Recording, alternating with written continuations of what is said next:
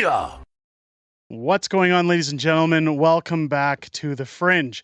Justin Trudeau's poll numbers are slipping. They're always slipping. We know they're slipping. And I know it's a quiet time for politics, and we're kind of drawing straws to talk about content here. But one thing I wanted to address was Justin Trudeau's recent meeting in NATO. Now, a lot of people had asked my opinion on this, and I thought now would be a good time. Now, keep in mind, at the time of filming this video, had anything have changed, I'm currently away on holidays. So if anything's changed since this meeting or if other things have come to light, please forgive me, as I'm doing my best to make sure that you guys have content while I'm on the road. But don't worry, I will be back in time for our next live stream this upcoming Friday at 6 p.m. Pacific here for Friday Night Fringe on the channel. That being said, let's get into what took place at NATO, because Justin Trudeau is running out of policies to try and win over his voters. He's fudged up the planet in terms of the budget. He has completely given away all of our money and bankrupted Canada. We're going to get into that in another video. But one thing that he's also done now is tried to push the environment beyond any reason of a shadow of doubt that he should stay on as prime minister. And we constantly see him bringing this up in his talking points because, well, he has nothing left. We constantly hear about him giving out money again and again. It seems to be how he tries to buy his votes when it comes time for federal elections. We've seen this every time Justin Trudeau has ran. He starts talking about new programs, new ways to get people money, new ways to benefit people, even with a carbon tax. He already said there's going to be a rebate. People are going to get back more than they put in. We've heard that to no extent with Pierre Poilievre. But here we go, as government is corrupt, showing out. Justin Trudeau says the biggest threat to Canada and NATO is not Russia, but the climate change. He says rising ocean levels and hurting the poor, and helping our enemies. And the only solution is a carbon tax because it makes you richer and saves the planet. I don't know about you guys. Maybe you can let me know in the comments down below if any one of you are more wealthy because of this carbon tax. If you are, please tell me your secrets, because I don't know how a single soul is more rich. I think the only person who's getting more rich is Justin Trudeau. And I know people don't like hearing him. I know people don't want to hear him talk, but let's just take, it's a 2-minute clip. Let's take a minute to listen to the insanity that is Justin Trudeau. Canada and NATO have long recognized an indisputable fact. Climate change is not only an existential environmental threat, but one of the defining security issues of our time. Le Canada et l'OTAN savent depuis longtemps que les changements climatiques sont non seulement une menace environnementale, mais aussi un des plus grands défis de sécurité de notre époque. Rising sea levels and increasingly frequent and intense natural disasters threaten security infrastructure like ports and military bases that keep our alliance safe. A warming Arctic is opening up a new arena of competition that our adversaries are eager to exploit, and climate-induced floods, famines, and droughts exacerbate inequality, fuel conflict, and drive displacement across the globe, all of which disproportionately harm marginalized and vulnerable populations. Overall, climate change risks creating a less stable, less prosperous, and less secure world. That is why we acted.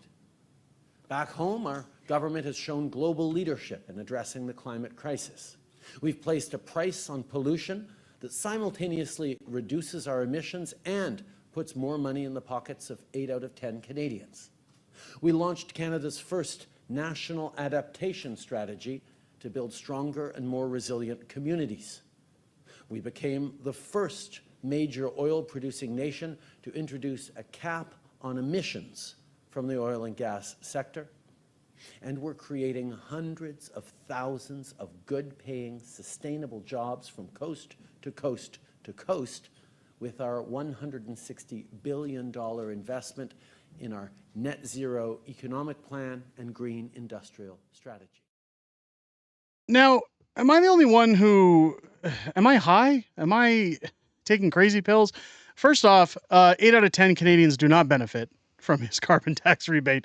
Second of all, the whole thing is lies. He goes on to talk about being a mass oil and gas production company that has emissions. Justin Trudeau has shut down every major oil plan, every pipeline, every form of oil production in this country and brought it to its knees. This is a man who has the mental capacity, we'll say, to stand on a stage with NATO and speak that he's done great things for Canada when he's done nothing more than bankrupt us, break the country, shut down business, run people out of their homes, cause tent cities to pop up everywhere, rise crime rates, bring in mass immigration with nowhere for people to live, and we all know the problems that come with the asylum seekers. The list goes on and on. How anybody could sit and listen to this person on a stage and take what they have to say seriously is beyond my capacity to understand, and constantly puts me in a state of pondering the human condition, to wonder how we got here, how we've still got here, and in fact, how 24% of our country still believes that they could vote this person in to run it in a future tenure as prime minister. Now, that being said, ladies and gentlemen, this is grasping at straws. We've seen Justin Trudeau essentially try to talk about jibby jabs in the past. We'll say it that way. We'll please the YouTube censors, but he used jibby jabs, and we just want to have everybody's back before, and we're going to create jobs and have Canada's back. Then it was heat pumps. Now it's, oh, we've put a price on pollution because we're making everybody's life better. Isn't everybody in Canada so happy? Their lives are so great as people flee the country, as people sell their homes because they can't afford them any longer, as people lose their jobs because nothing is being done. We don't have any oil production. We don't have any agriculture because farmers can't afford to grow food. Yep, we're definitely in the best of times, or as Justin Trudeau once said, sunny ways, my friends, sunny ways.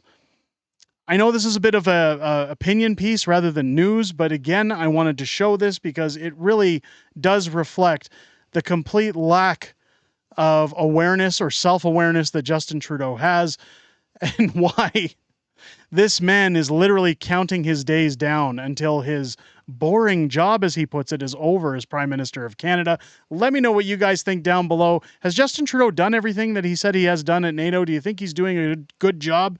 I already know where the comments are going to go with that one. If you enjoyed the video, please make sure to leave a thumbs up in the comments, as well as hit the subscribe button if it's your first time here and you enjoyed this video.